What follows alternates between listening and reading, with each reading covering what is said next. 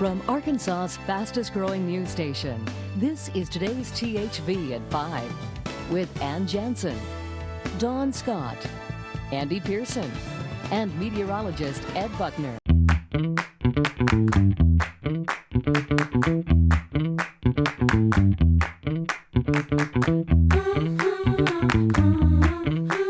Tiana has a very important question for us this morning. What is it, Tiana?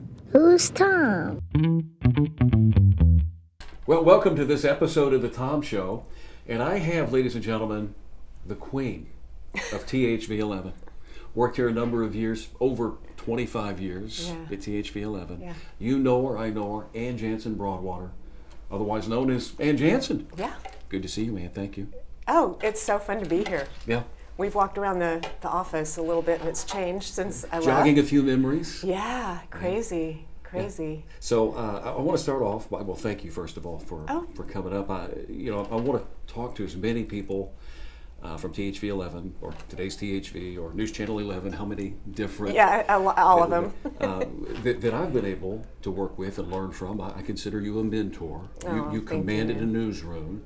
There was something about you that was very intimidating to me when I first started. Yeah. Back in 1995, 96. Probably just institutional knowledge going back for 30 years. Yeah. So. But I appreciate that. No, I thought that was a role that I actively did with pretty much everybody who came through, especially the women. I wanted to help them. I wanted to, try to mentor, and it just, there's not a downside to that. Well, now that I can talk freely, for about a year I was scared of you. Highly intimidated. It's so funny. Still am to a degree. I don't Is that want to why mess you're this sweating? up. That's yes. Craig was a breeze, but Anne, I mean, you're talking to. Oh my God. I don't know. You were just the command of the newsroom. The way that you wanted a newscast to be tidy. It needed to look a certain way, and you got that out of the folks here. Well, and part of that is the way that we were raised, and we had German and Irish heritage, so it was like it just had to be a certain way, but it was fun. Came out naturally. Yeah. But and then my parents were very much they weren't from Arkansas, and so they worked on making sure that we'd sit around the table having breakfast, and my mother would say, "School has one syllable. It's not school, it's school." And so we kind of all didn't really get the thick accent, and then we also had to make sure everything was spelled correctly in our homework and all of that stuff. So that kind of just carried on over. And for me, that was 95, 96. Came in to do weekend weather. Had a lot to learn. I was just happy to be here. Yeah. We were happy to have you. Yeah. I remember one of the first times when we were in the studio downstairs when Larry was here, I think. Larry Otis. Yeah, Otis. And then you used to come upstairs to the rooftop. We did a rooftop weather. Ed tried to grow vegetables up there, and they all died because it was too hot. I know. Well, that's kind of, could have probably told him that, but it's a flat roof, and there's, The precursor to the weather garden was the weather roof. Yes, right? But it was funny because you'd take off and have to scan or scale those steps, that ladder or something. It was a ladder, the rooftop. Yeah. And you had to make it in that 90-second break or something. So, it was always kind of fun to watch that. I thought that was ill-advised, but it seemed to work for your personality. I'm sure OSHA would frown on that. You're going to fall off the roof. You don't have any railing around this thing. Let's go to Tom. Tom? I'm almost there. Give me a second. That was a time where I really I got up to speed. Yeah.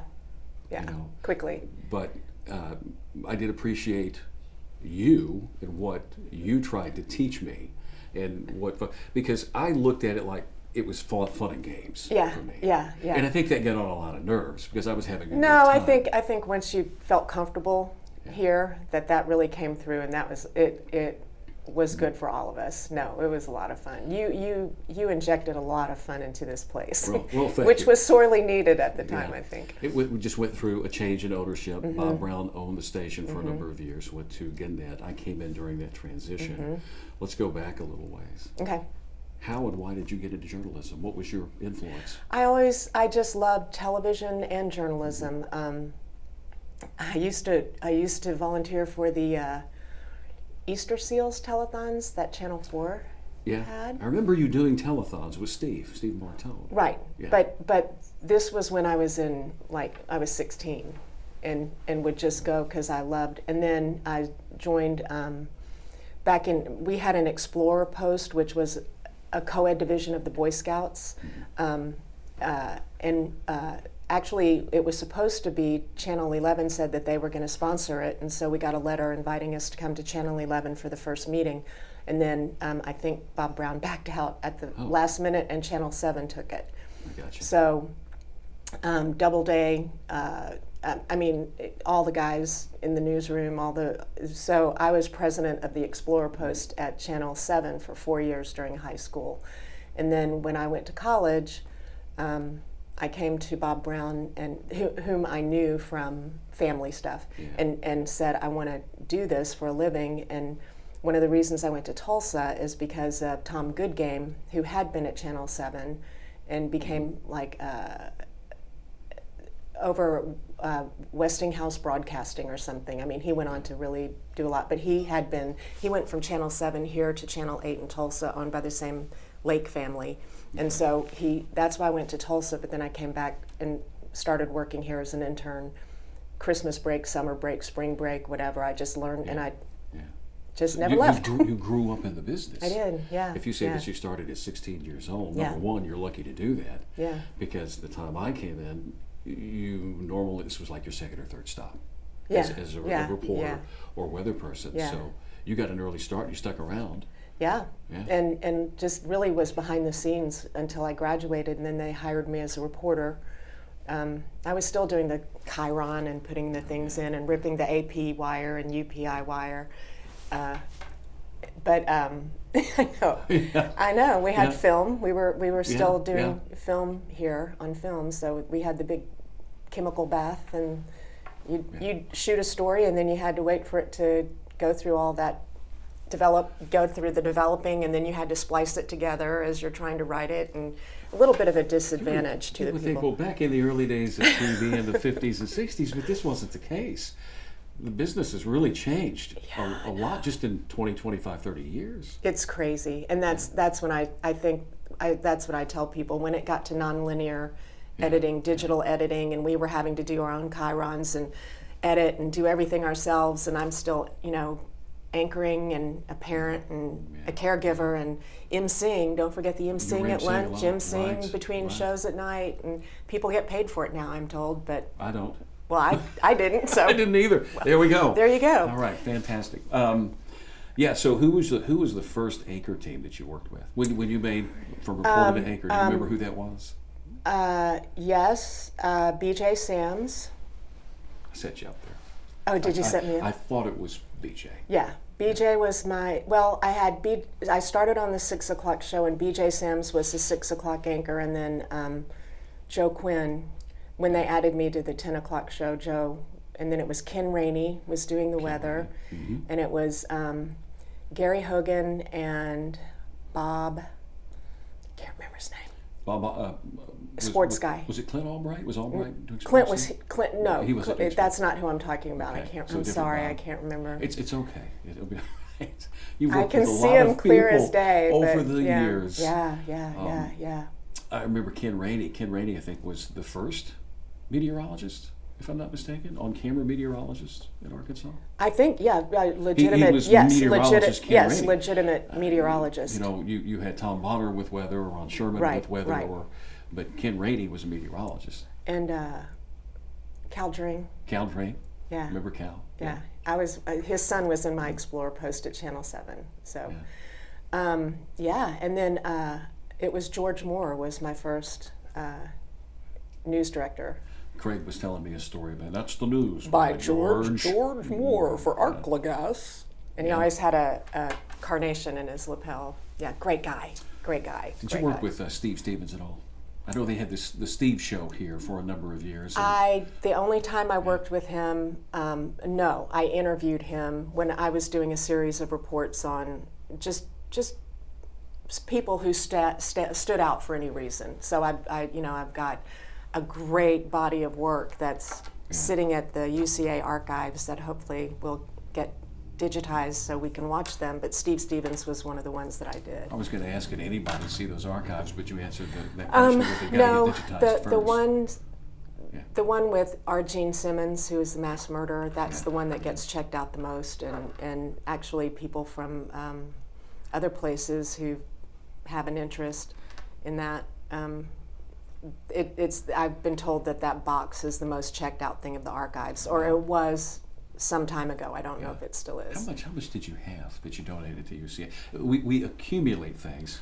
I accumulate what means, to me, of course, and it's all of the people that I worked with over the years, but I don't really have stories or reports to hold on to like that. I'm mainly holding on to pictures and right, and those are like in there that. too. Yeah. Those are in there too, and some scripts and some other things. And I mean, you can look and see what they, just what they have. I mean, it's all itemized in there, but I'm hoping. I had a lot of tapes. Some of them were still 3/4 inch tapes, and I just didn't want everything to just be sitting in my attic. And so I knew who the archivist was at UCA, and I got in touch with him, and he was very interested in having them. And one of the reasons I gave him is because I wanted them to be able to be accessed and not deteriorate, and that's hopefully going to be the case. So I think, just looking around at the young journalists and young reporters, they need somebody like you. Seriously. To do what? To mentor, to help, to somebody.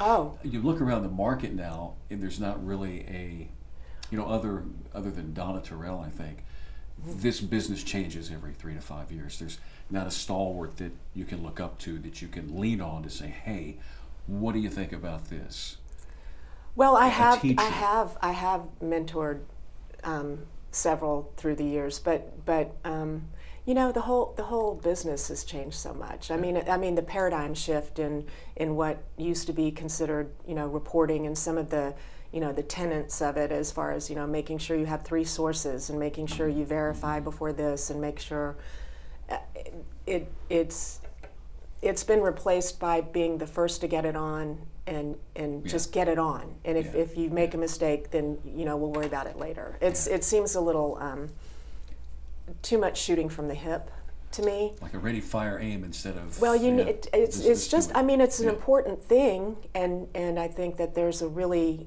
I think we have a real need for the truth, but unfortunately, when I went to college and I was a communication major, it was sender, message, receiver, and that was it. Now it's like, do we go through corporate hoops? Are we worried about what's going to happen if politically is this going to be? And I mean, all these things, when really, when I was doing it, I was just trying to say, here's what I'm seeing, here's what people are telling me, here's the situation, and here's why it matters to you.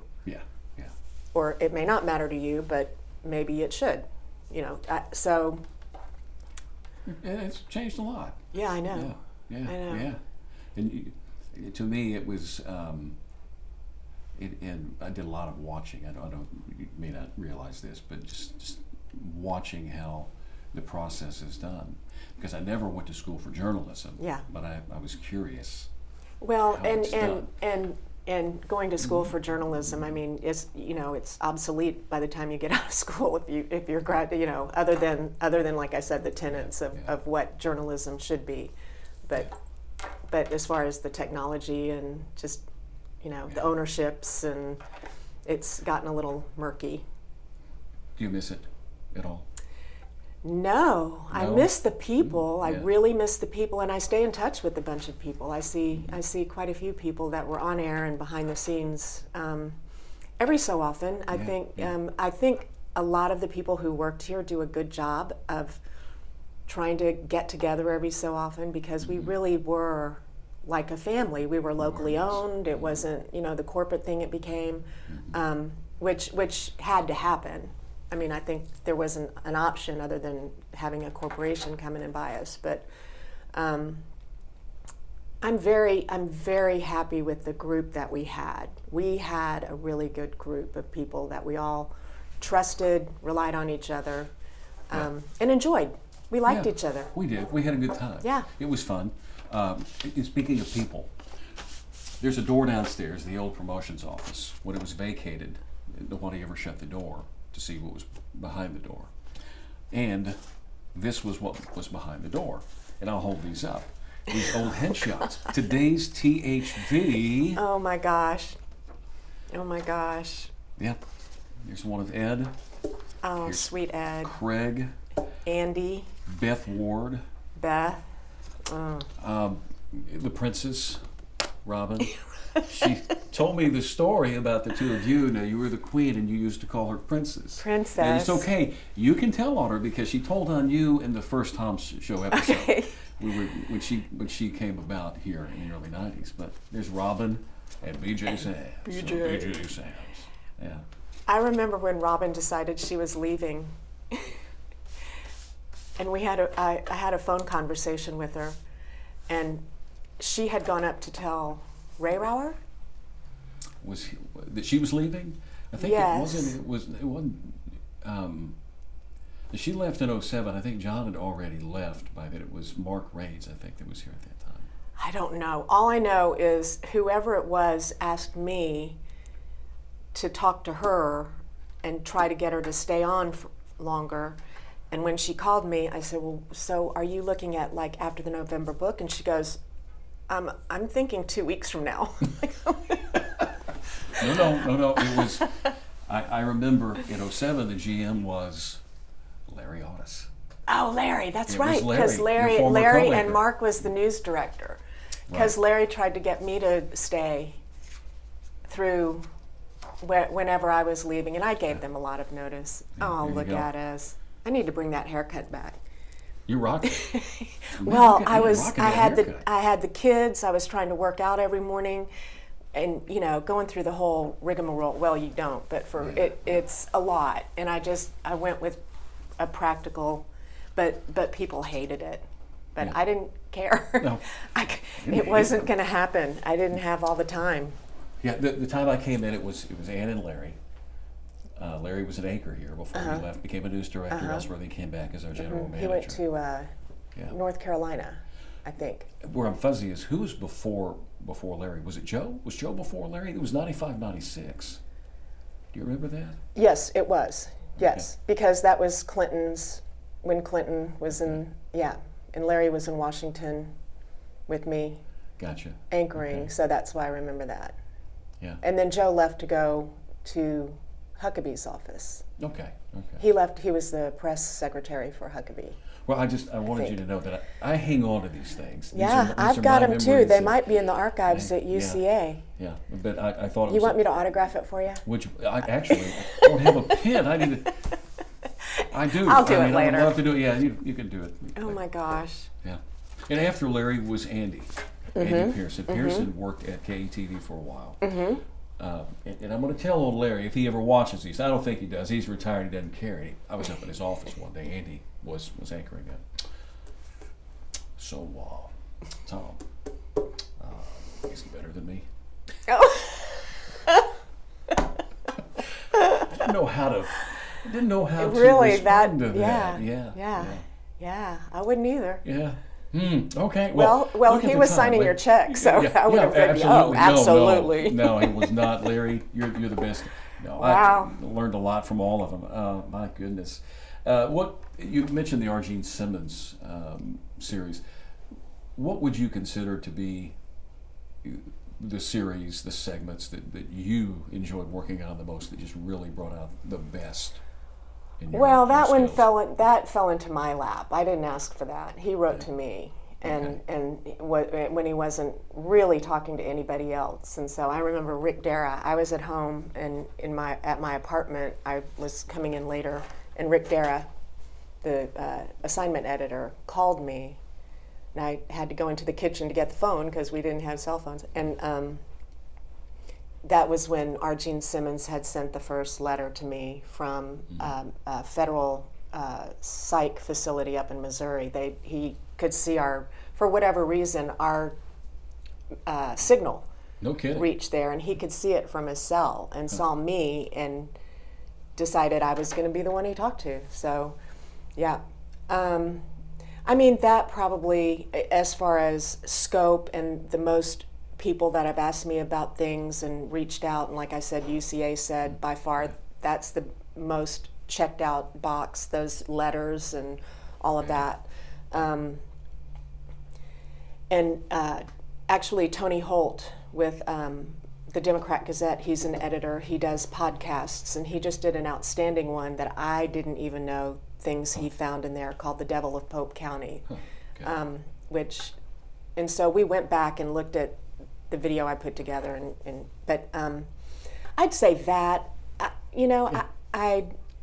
but I really loved doing profiles on people who were making a difference for whatever reason. I mean, when TCBY and getting, Mr. Hickenbotham, when Coach Nolan Richardson got the job in Arkansas because I knew him from Tulsa, and I was diving then, a springboard diver, and so I would dive in the gym, and then I'd go sit up with Yvonne, his sweet daughter who died of cancer. And so when he came to Arkansas, he was sweet, and I got to talk to him and do a profile on him. And I mean, I really like just talking to people and finding out little, Easter eggs about him that other people didn't know, and just let them. And I've got so many great ones, and I just really hope. Are you writing a book? No. You should. No. You don't want to? No. Craig, Craig's writing a book. Well, Craig should write a book. And I think you're probably a whole chapter in this book. Well, we go back to children's theater when he was Oz, and I was Gilda, the good witch of, it's Glinda in the movie, but it was Gilda. He would ride his bike to the theater. Oh, wow. He and Jane lived down here somewhere, and now he's in the Genesis commercial. Oh yes, he is. Genesis. Genesis. Yes, and he did express that he was a little upset he never got his own show here. Oh really? Yeah, that he did not get the Craig show that he wanted. He should have. He should have. Yeah, he should have. He would have been great. Well, life's turned out pretty well for him. I think so. I want to back up a second. Okay. Platform diver. College? Not platform, springboard. Springboard. There's a difference? Yes. So springboards are the one. They're the 1 and 3 meters that were at like country clubs and had the fulcrum that you could make it bouncier. But I really was athletic growing up. I played basketball, volleyball, tennis. I know, and swam. This is not on your Wikipedia page, by the way. Well, it was crazy. My parents had me doing cartwheels at like the St. Louis Arch and through the Omaha Zoo, and I mean, I was just always doing stuff. So I used to dive at the country club. I mean, first Pleasant Valley, I mean Riverdale, and then Pleasant Valley later when Riverdale went away because they wanted to buy it. I think the Rockefeller, Delta, I don't know, somebody bought it. Anyway, so once there was a diving coach that came to the pool and saw me, and so I started diving for AAU at UALR in the indoor thing. Huh. And so I was a diver. Things you did not know. Yeah, competitive diver. I feel like I'm the only one that doesn't know Well, this. and I didn't dive in college for any. I just dove. It was just something I did every day, and so I would go to the pool at Tulsa.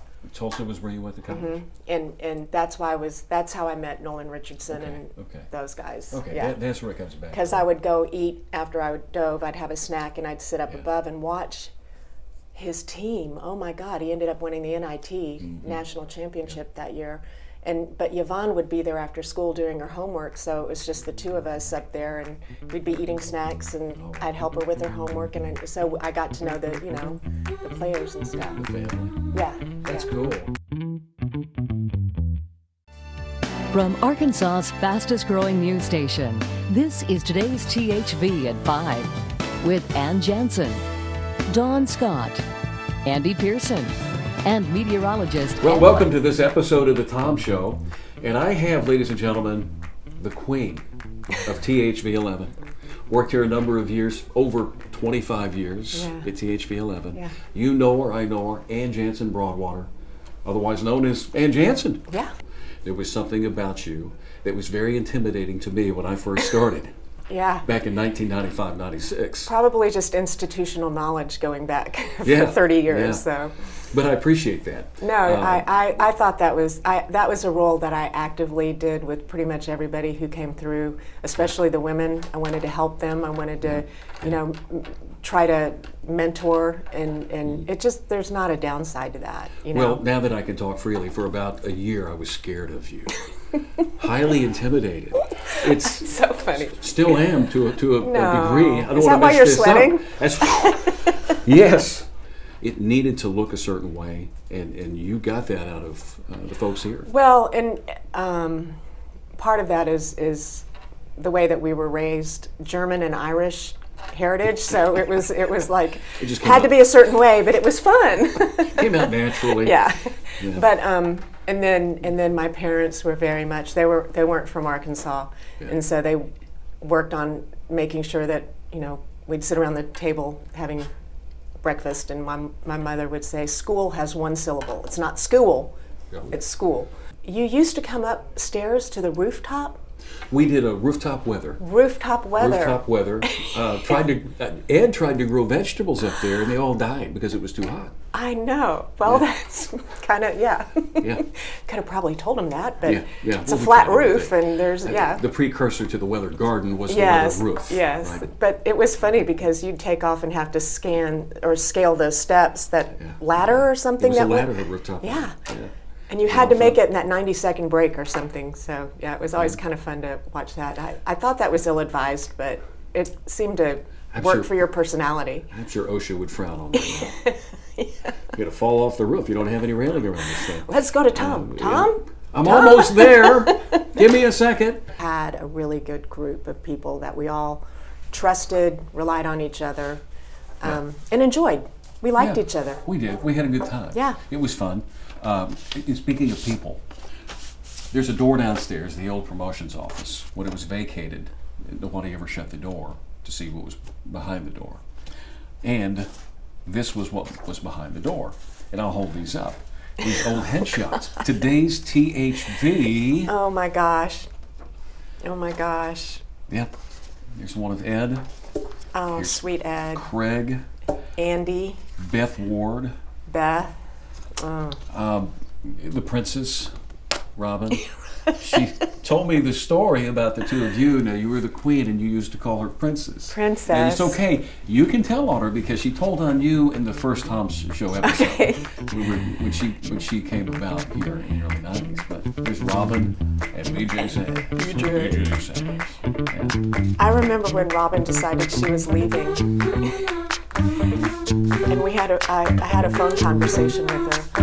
And when she called me, I said, "Well, so are you looking at like after the November book?" And she goes, I'm thinking 2 weeks from now.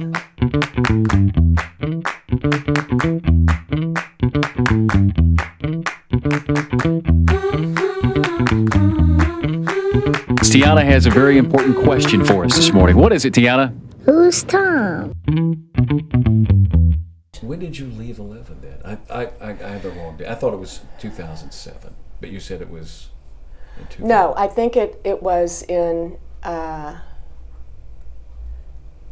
think my last time on the air was in 2008, but I think the official stop date was in February of 2009 when all the, all the paperwork was done and everything. So, but because I know my dad died in 2010, and so he was in the end of life kind of stuff. And like I said, my mother had cancer, and my mother-in-law had cancer, and the kids were young, and it just was like, I can't do this anymore. See, and I was working mornings then. I didn't really see you during the day, and your business is your business. They just thought, well, she's got a couple of small ones at home. I never realized you were caretaking. Yeah, You were doing that and raising kids. Yeah. There was a lot. There was a lot, yeah.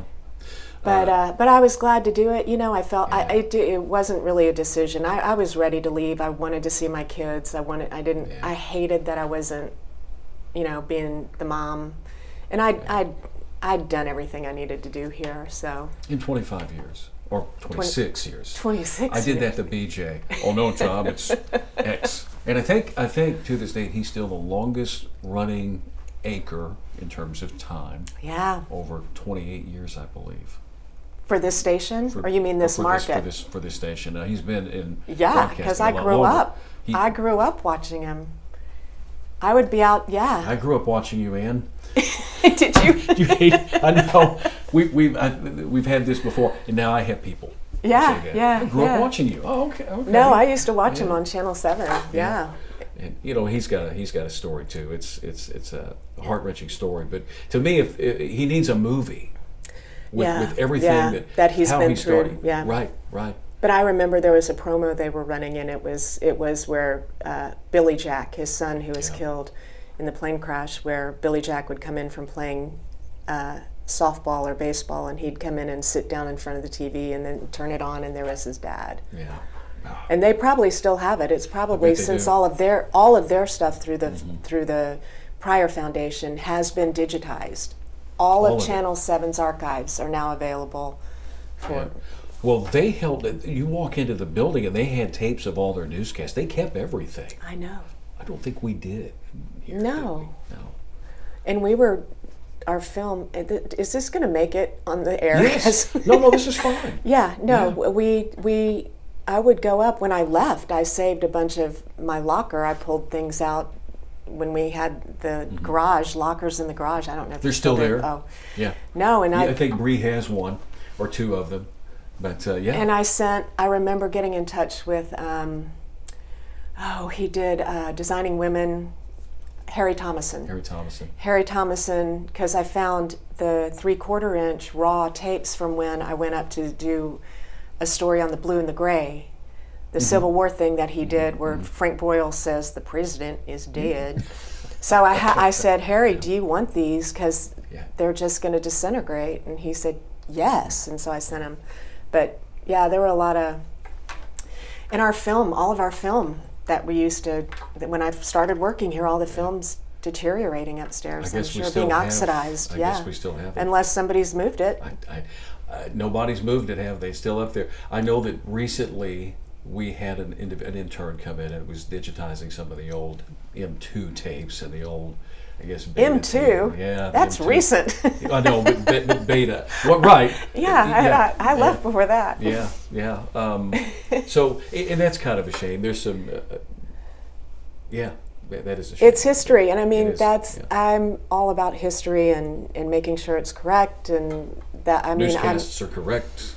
Well, but I'm just saying, it's, yeah, I guess that's a little annoying, isn't it? Sorry. No, it's not. It's actually, it's you. Grammar is AR, people. Thanks. Gosh. This is a News Channel 11 special report.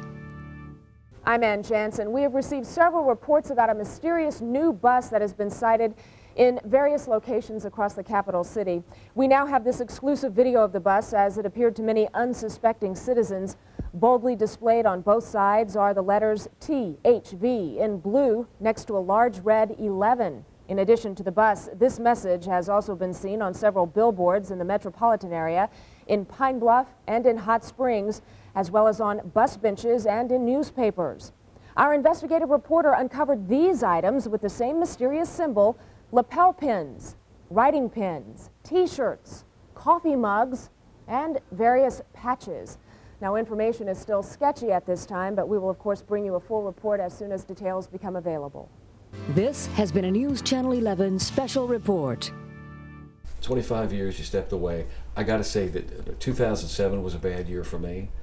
Robin left. The 2009 BJ left. And if what you say, you left. We started losing. Yeah. A lot of people had been around a long time. Yeah. And starting over. And I remember I didn't handle that very well because all my friends were leaving. I know. Yeah.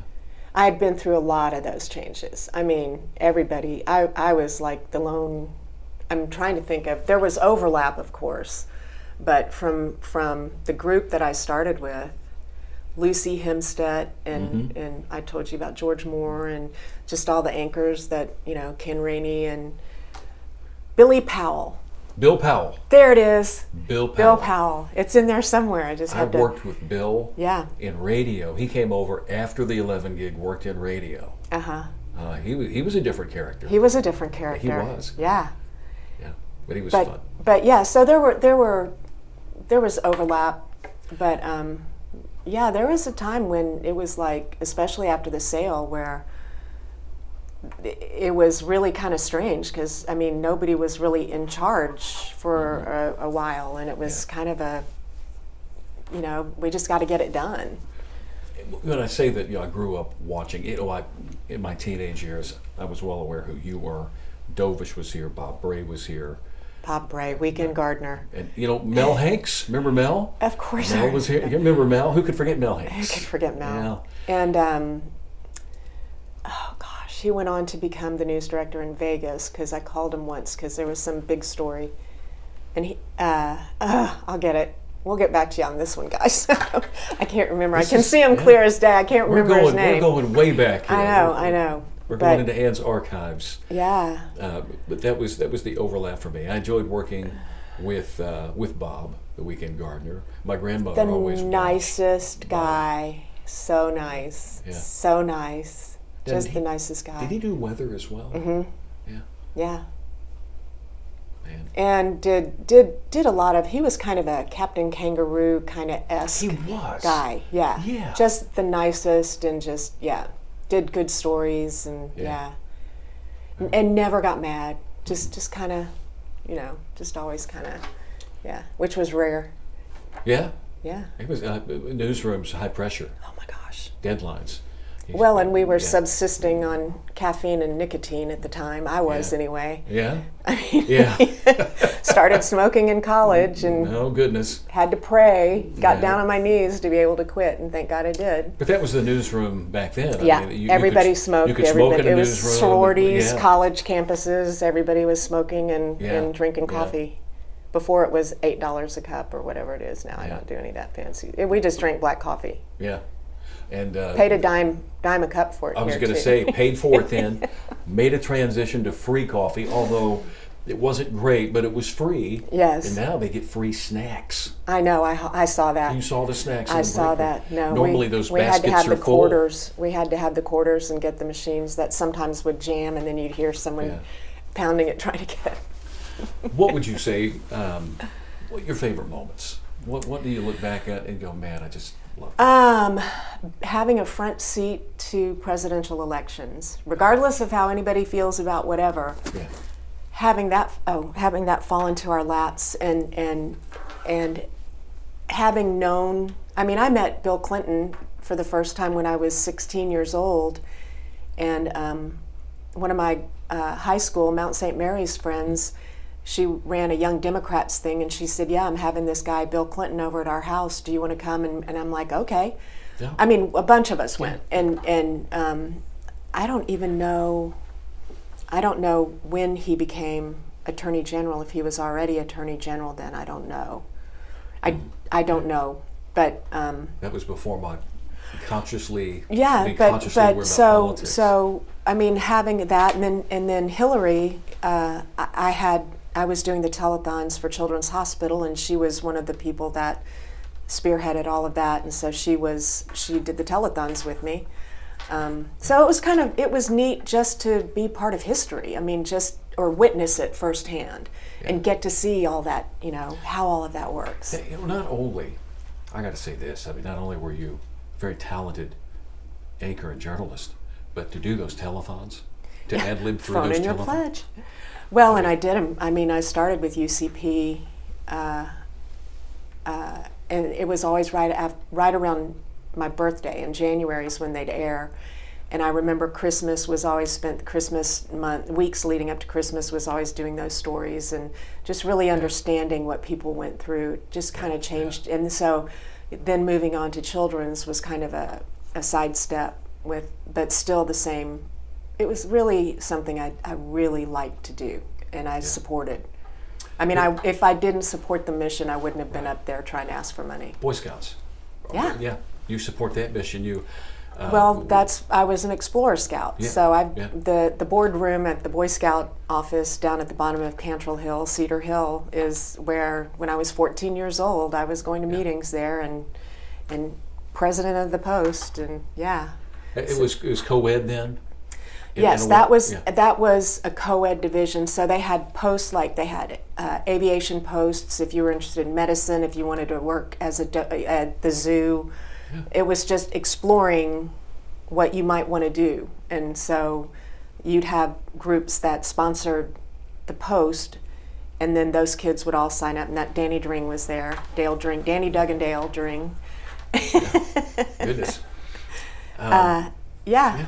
And then it was a national, so I went to the national convention in Washington, and then we hosted the White River Canoe Race, which pulled in posts from all over the country.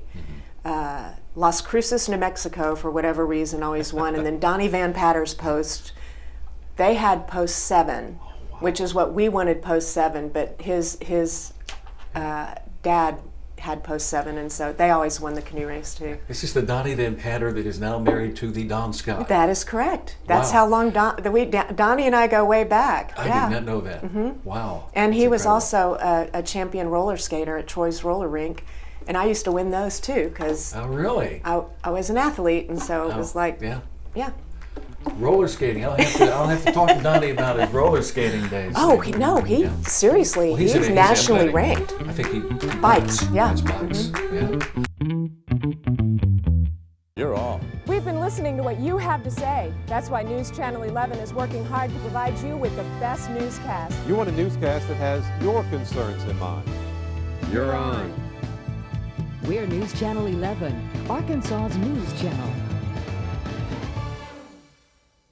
We've been listening to what you have to say. That's why News Channel 11 will not only report on crime, but also provide solutions with our Crime Stoppers and Safer Arkansas reports. You want a newscast that has your concerns in mind.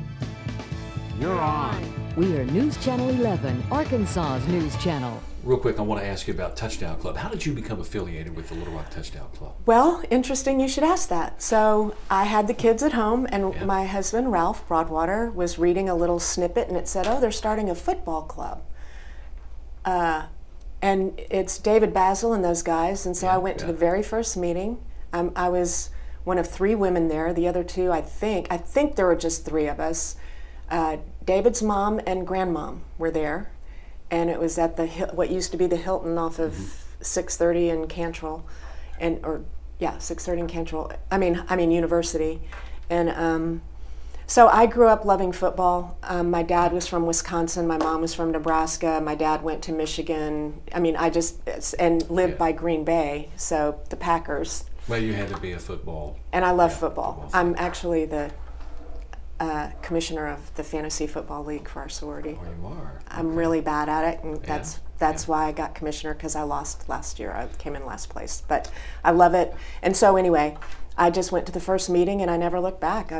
It's 21 years now, I think. You're still affiliated. So you're still affiliated with the Touchdown Club then? Yes, I'm on the board. Okay. And I volunteer almost every week. We worked a golf tournament that was here, the Simmons Cup, and we travel. I've got grandkids now, so and they live in Alabama. Roll Tide. So do you and Baz sit around like, okay, who do we want to have in next year? Who's new? Oh no, fresh? that's Baz, and Baz and probably Debbie Wyman, who's the director. I'm sure, and they keep it really close to the. We don't know until it's announced. We don't know until it's announced. You're the board. You should know these things, right? Well, tell David. Okay. Are you throwing your hat into the ring for the head coaching position at University of Arkansas? Hell no. I don't want. No. Well, before we wrap things up, you left THV 11, Channel 11, News Channel 11, today's THV. You left it in good hands because of who came in behind you. We mentioned Dawn Scott and Liz Massey. Yeah. Both of them. Yeah. So. And both are gone. Well, and Liz didn't tell me until I was leaving, and she goes, I didn't want to tell you this, but you came and spoke to my grade school when. And then Dawn was, she was at Holy Souls, and then walked in with her mom, and I'm like, oh gosh, okay, hi. Both great people. You're showing me these pictures, and I'm like, how lucky did we get? Yeah, there was again, business has changed. There's not as many people as there used to be, walking in the walls. I was very fortunate to work But with you each were and one every of the these ones that was individuals. welcoming people and helping people. And I mean, we all tried to, just make it a good work environment and tried to do. I mean, we had a few stinkers in there which any job would, but especially with egos. Yeah. But I don't think, Yeah. I mean, I just never felt like, I mean, there were a few people, but looking at these people, I don't think. I mean, this guy right here, he had the biggest ego. The biggest ego. Biggest, hugest ego. No, he didn't. We're joking. BJ was, No. I mean, he was. And everybody knows. I mean, Yeah, we just all got along and liked each other and wanted to make everybody better, and it just Yeah. wasn't a competition. And we had to stick together. I want to say this. Recently, the Arkansas Broadcasters Association, within the last couple of years, has put together a board to nominate and induct folks into the Hall of Fame. And this year, BJ, and this year, Ed. Yeah. Oh, yeah. I would love to see you, and I would love to see Beth Ward inducted. I mean, it is. She did exactly what you did, caretaker. Well, and I mean that she's do Dialing for Dollars with Tom Bonner and we'd be in the studio. Yeah. I mean, again, Right. it's kind of crazy. I don't know. She was over here for a number of years. Yeah. And I can say this about Beth: sweetest individual. Yeah. You talk about editing, nonlinear editing, and everything. And truly, technology, the advances, and you just get to a point where you're like, I'm done. Yeah. I just don't think I can do this. Yeah. anymore. I was there. Yeah. Well, I'm going to do everything that I can, and I'm going to talk to the right people, and getting Oh, you at least you're sweet. nominated for You're the Hall of sweet. Fame. You deserve it, Well, thank you. and so does Beth Ward. Heck, all these people do. Put them all in. Well, Where's your picture? I didn't bring it. I'm not taking that. I'm putting that aside. But it was in there. It was. I mean, took everything that was on the back of that door. That's so crazy. It is. Yeah, there are a lot of those little things probably haunting Those this little building. baseball cards. I still have You mine. still have yours? Yes. Actually, Yeah. well, yes, I do. And actually, one of my sons kind of dressed up like me for Halloween one year, and I gave him a bunch of those to hand out. Oh, fantastic. There you go. Sounds a little weird, but it was really cute You- because he you- looks like me. You still have some left, right? Yeah, I You still have do. the cards? Yeah. I still have a few left. Yeah, that was the fun part of it. You have these you could hand out and Yeah. autograph and sign and everything. But Yeah, and getting to help kids and going into classrooms, and God love our teachers. I mean, phew.